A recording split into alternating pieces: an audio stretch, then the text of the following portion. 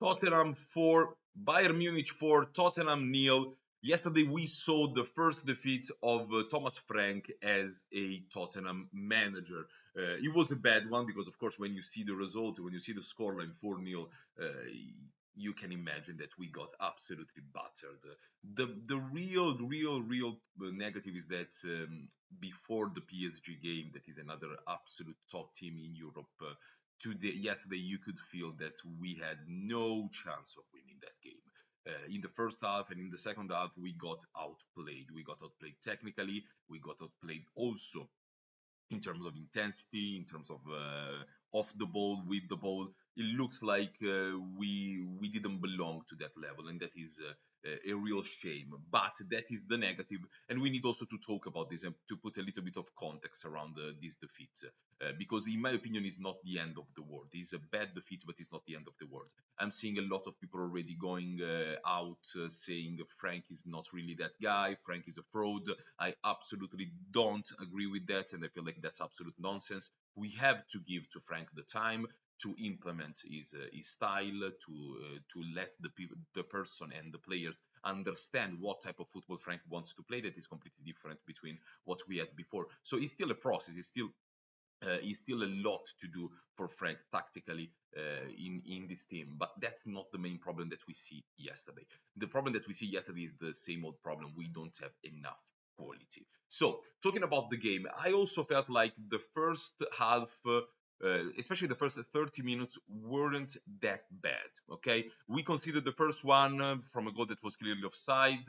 We considered the penalty that was completely a brain dead moment, a little bit by Palinha. But other than that, the first 30 minutes we defended well. We defended well, and we frustrated a little bit Bayern Munich in terms of defending. Our box defending with Romero, Van de Ven, and the back four was good.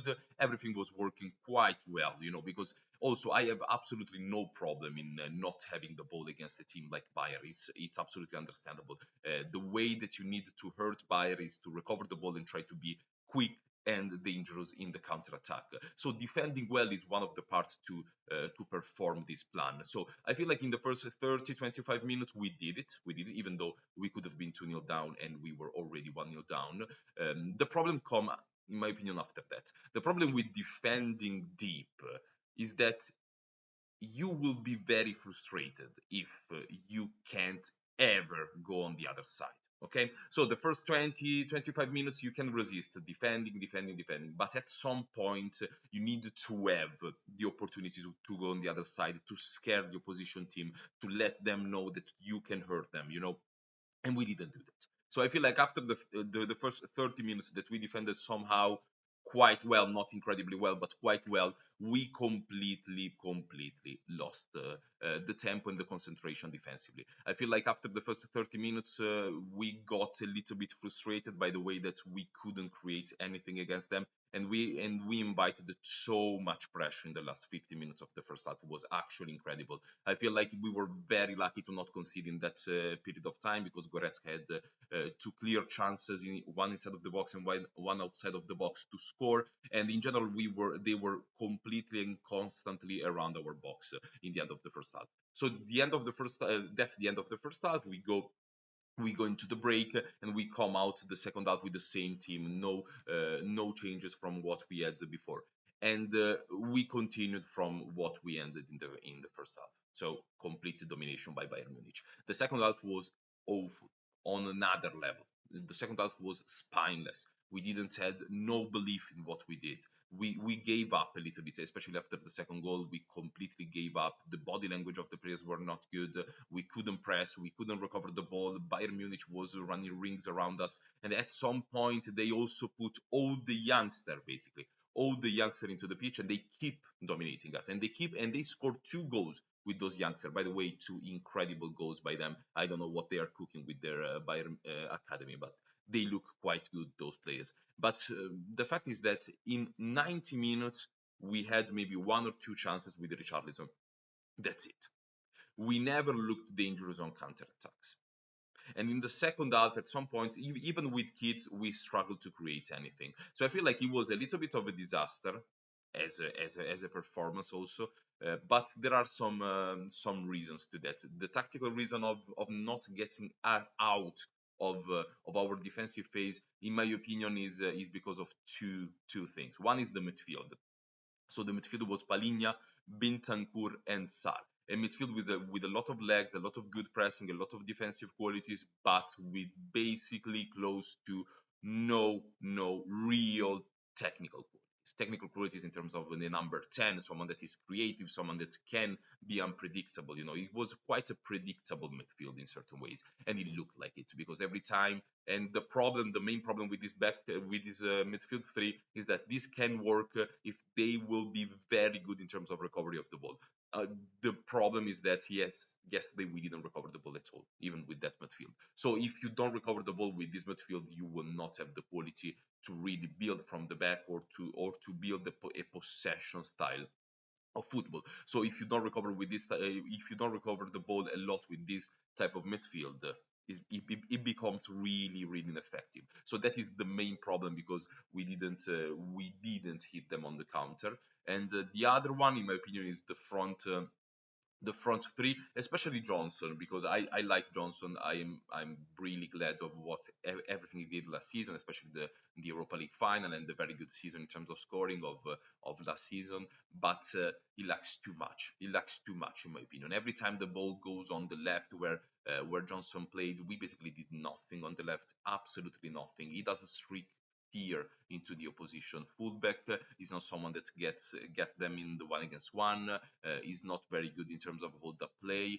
His decision making is not always the best. So in this transitional type of football that I thought that he could have been really good in, so far he's looking lost. He's looking like someone that doesn't have the answer for the game.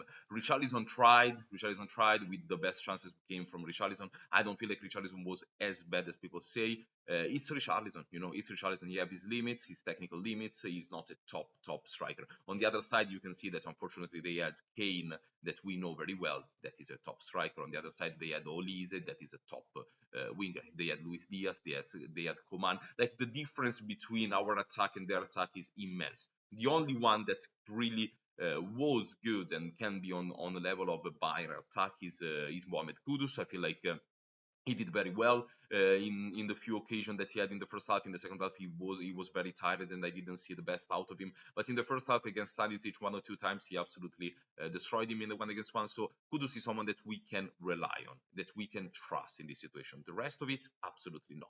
So the main problem is quality in the number 10, quality outside in terms of wingers, someone that really is pacey, that have one against one qualities.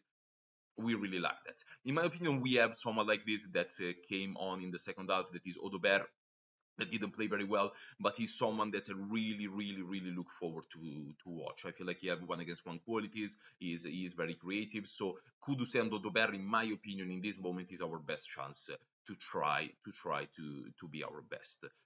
Came from the bench also another player, Bergbal, that looked again good but not really match ready to start consistently every game. I'm saying this because I'm a huge fan of Bergbal. I feel like if you know it, even in my videos on YouTube, I've talked very highly about Bergbal. But I feel sometimes that he's a little bit off the rhythm that he used to be when I watch him in preseason. So it's nice to see Bergbal. Obviously, great talent, huge talent.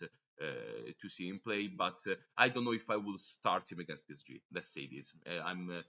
Because also on the other side, talking about the individual player, we had also the debut of Palinha that was a little bit of a disaster. We can say that he was very bad with the long passes. He caused the penalty, but I'm not worrying at all because you can see that he was completely out of rhythm. He went injured last season for a long time. He didn't play football in a long time. He just came to Tottenham 2 days ago, so it's fully understandable the performance. That was a bad performance, but I'm not really worrying about that. And that's also why I'm not completely panicking over a 4-0 defeat. This is not the best team that we have.